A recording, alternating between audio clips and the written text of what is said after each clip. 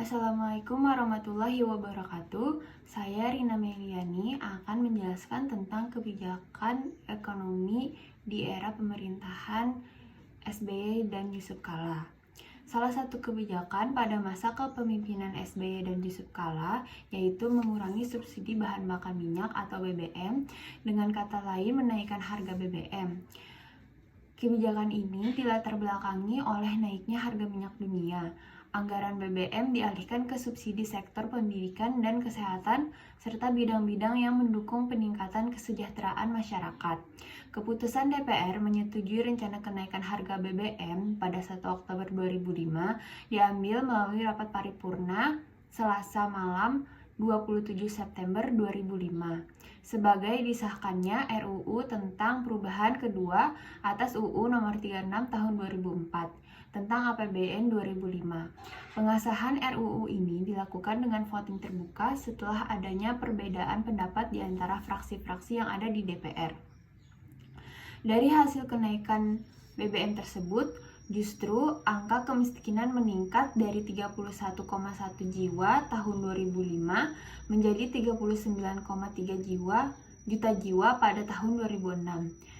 Selain itu, inflasi mengalami kenaikan tajam sebesar 17,75% pada tahun 2006. Di sisi industri, kenaikan harga BBM pada tahun 2005 tersebut telah mampu mendorong percepatan deindustrialisasi. Jika pada tahun 2004 sektor manufaktur masih tumbuh 7,2%, maka pada tahun 2007 hanya tumbuh sebesar 5,1%. Ini terjadi karena industri terus ditekan dari dua sisi, yakni dari peningkatan biaya produksi dan merosotnya demand akibat menurunnya daya beli masyarakat. Program yang diwacanakan akan dilakukan pada pemerintah SBY adalah memberikan bantuan kepada masyarakat miskin, yaitu program bantuan langsung tunai atau BLT pada tahun 2005.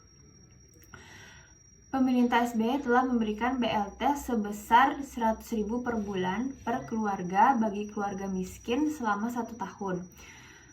Terdapat banyak kelemahan dari program ini, antara lain besaran BLT tidak dapat mengkonversi tambahan beban orang miskin karena jumlah tersebut adalah hasil perhitungan jika harga BBM naik 30-40%. Sementara, fakta yang terjadi adalah BBM naik sampai 126%. Selain itu, juga terdapat salah sasaran dari diberikannya bantuan yang seharusnya didapat oleh keluarga miskin. Kabinet Indonesia Bersatu SBY-JK yang kala itu baru terbentuk telah membayar utang kepada IMF sebesar 126.315 triliun rupiah dan pada 2015 cicilan utang pokok sebesar 61.614 triliun rupiah dan bunga 64.691 triliun rupiah, lebih rendah sebesar 17,2 triliun rupiah dari yang dianggarkan karena mendapat penundaan pembayaran utang akibat bencana tsunami di Aceh dan Nias. Dalam APBN 2006 untuk pembayaran utang dalam atau luar negeri, pemerintah telah mengalokasikan sebesar 140.000,22 triliun rupiah atau 4 kali lebih besar daripada anggaran pendidikan yang dianggarkan 34 triliun rupiah. Rinciannya, pembayaran beban bunga 76,63 triliun rupiah dan cicilan utang pokok sebesar 63,59 triliun rupiah.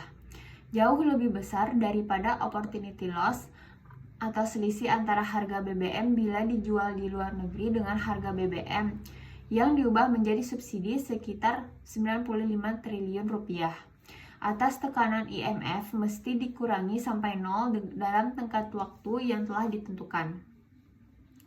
Selain itu, SBY tetap mempertahankan keterikatan Indonesia dengan pihak AS pada skala global maupun skala regional.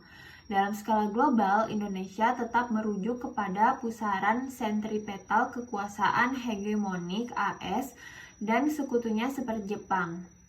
Dalam skala regional, Indonesia tetap mempertahankan dua orientasi regionalisnya kepada ASEAN dan APEC.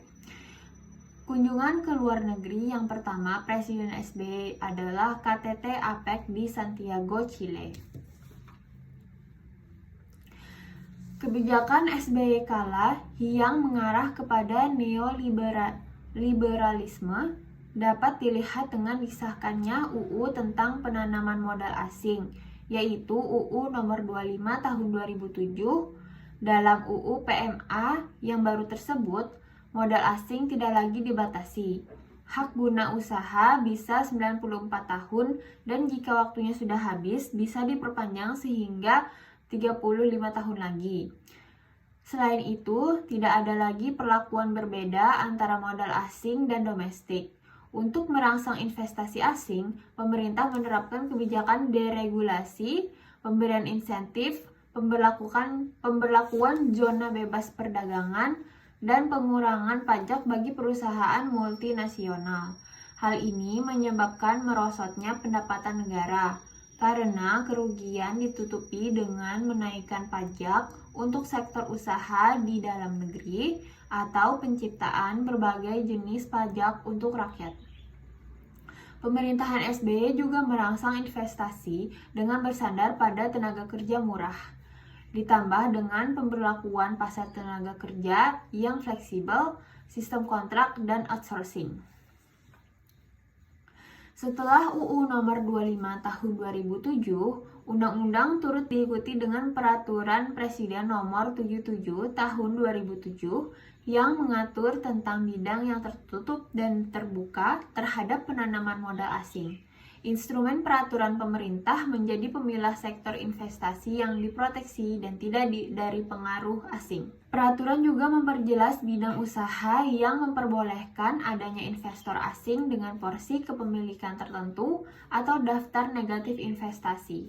Sektor bidang usaha bank devisa dan non-devisa, bank syariah, dan perusahaan pialang pasar uang adalah contoh yang terbuka dengan PMA. Porsi kepemilikan modal asing pun dapat mencapai 99%, dan pembangkit tenaga listrik juga diperbolehkan dimodali asing hingga 95%. Di akhir 2007 terlihat hasil dari banyaknya investasi. Realisasi PMA naik menjadi 97,41 triliun dari sebelumnya 53,91 triliun rupiah pada 2006. Sedangkan PMDN pun turun meningkat, walaupun tidak begitu signifikan dari 20,79 triliun rupiah pada 2006 menjadi 34,88 triliun rupiah pada 2007. Akibat dari bantuan dana oleh IMF dan Bank Dunia, pemerintahan SBY kala selama menjadi presiden pada periode pertama 2004-2009 menunjukkan bahwa presiden mengikuti instruksi kebijakan ekonomi dari IMF dan Washington Consensus dengan melakukan privatisasi yang sebelumnya pernah dilakukan oleh Presiden Megawati. Di samping itu, SBY mengesahkan undang-undang privatisasi dan undang-undang terkait PMA sehingga membuat asing menjadi leluasa untuk mengeksploitasi BUMN dan kekayaan Indonesia sehingga bergantung kepada pemodal asing. Selain itu, pada pemerintahan SBY ada program privatisasi yang setiap tahun dilakukan dengan wacana akan memprivatisasi sekian banyak BUMN dan hasilnya hanya sedikit BUMN mampu untuk diprivatisasi. Selanjutnya saya akan menjelaskan tentang kebijakan ekonomi pada era pemerintahan Joko Widodo dan Yusuf Kala. Penanaman modal asing langsung yang biasa dikenal dengan Foreign Direct Investment atau FDI telah berkembang sebagai salah satu bentuk pertukaran modal utama dalam perdagangan internasional, terutama di era globalisasi. Pesatnya perkembangan FDI dalam perdagangan internasional disebabkan oleh berbagai faktor seperti kebijakan liberalisasi, maraknya integrasi perekonomian, liberalisasi tarif, dan biaya transportasi dan komunikasi yang berkurang akibat globalisasi. Seiring meningkatnya volume arus FDI, negara-negara yang berperan sebagai host country ataupun source country semakin meluas dan tidak hanya mencakup negara-negara maju. Negara-negara berkembang di mana tingkat kompetisi masih rendah dan dengan rendahnya biaya faktor produksi serta sumber daya manusia menjadi sebuah kesempatan bagi perusahaan-perusahaan untuk memperluas perusahaannya. Aliran arus FDI ke negara-negara berkembang semakin meningkat dan memiliki efek positif dalam meningkatkan perekonomian negara. Berdasarkan World Investment Report 2017, tingkat inflow FDI menuju negara berkembang mencakup 37% dari tingkat inflow FDI global dan tingkat outflow dari negara berkembang mencakup 56% dari tingkat outflow FDI global. Menurut penelitian yang dilakukan oleh Tiwari dan Mutascu pada tahun 2010, FDI dan ekspor secara positif meningkatkan perkembangan perekonomian di negara-negara Asia. FDI dapat memberikan akses kepada perluasan pasar, biaya produksi yang lebih rendah, perkembangan teknologi, perkembangan produk alternatif, peningkatan kualitas tenaga kerja. FDI juga berkontribusi terhadap peningkatan pendapatan negara melalui pajak, perkembangan kualitas sistem manajerial perusahaan dalam negara, dan juga meningkatkan kompetisi. Negara-negara berkembang dan negara-negara miskin semakin sadar akan besarnya peran aliran masuk FDI untuk meningkatkan perekonomian negaranya. Maka, negara-negara tersebut semakin menekankan kepentingannya untuk menarik minat pihak asing untuk menanamkan modalnya di negara mereka. FDI merupakan salah satu isu yang berhubungan langsung dengan perkembangan perekonomian Indonesia. Peningkatan FDI dalam suatu negara, terutama untuk negara berkembang seperti Indonesia, berperan penting dalam perkembangan perekonomian suatu negara. Perusahaan-perusahaan dalam negara berkembang memerlukan dana dari investor asing dan keahlian para tenaga kerja asing untuk meningkatkan penjualan perusahaan. Transfer teknologi yang terjadi karena adanya penanaman modal asing langsung merupakan keuntungan lain yang didapatkan di perusahaan dalam negara berkembang melalui adanya FDI. Indonesia sebagai salah satu negara berkembang di kawasan Asia Tenggara memiliki potensi yang luas untuk menjadi negara tujuan para investor asing. Apalagi meningkatnya kekayaan sumber daya alam Indonesia dan sumber daya manusia dalam jumlah besar yang dapat memikat para investor asing untuk menanam bisnisnya di Indonesia. Namun begitu, pada kenyataannya pada tahun 2016, Indonesia masih menduduki posisi ke-109 sebagai negara penerima FDI di antara negara dunia dalam Global Investment Ranking. Rendahnya minat negara investor untuk menanamkan modal di Indonesia terjadi karena berbagai hambatan yang ditemui para investor ketika ingin melakukan bisnis di Indonesia. Berbagai hambatan tersebut meliputi maraknya isu korupsi, tidak ada transparansi, lemahnya sistem hukum, dan sulitnya birokrasi di Indonesia. Transparency International menempatkan Indonesia dalam posisi ke-100 dari 183 negara sebagai negara dengan masalah transparansi tertinggi. Melihat kondisi iklim bisnis di Indonesia yang tidak menjanjikan, banyak investor-investor asing yang akhirnya mengurungkan niat untuk menanamkan modal di Indonesia. Peningkatan kualitas iklim bisnis di Indonesia dalam rangka menarik perhatian para investor asing menjadi isu yang dihadapi oleh para pemimpin Indonesia. Presiden Joko Widodo yang dilantik sebagai Presiden Republik Indonesia pada tahun 2014 menggantikan Susilo Bambang Yudhoyono mencanangkan sejumlah kebijakan yang ditujukan untuk peningkatan perekonomian Indonesia. Untuk melaksanakan hal tersebut, Presiden Jokowi menyadari berbagai hambatan yang ada di Indonesia saat ini. Maka dari itu, dicanangkanlah paket kebijakan ekonomi. Paket kebijakan ekonomi yang terdiri atas dua tahap tersebut bertujuan untuk mengatasi perlambatan perekonomian global yang berimbas terhadap perlambatan pertumbuhan ekonomi domestik. Paket kebijakan ekonomi tahap 1 dirilis pada 9 September 2015 yang dibagi menjadi 3 aspek penting.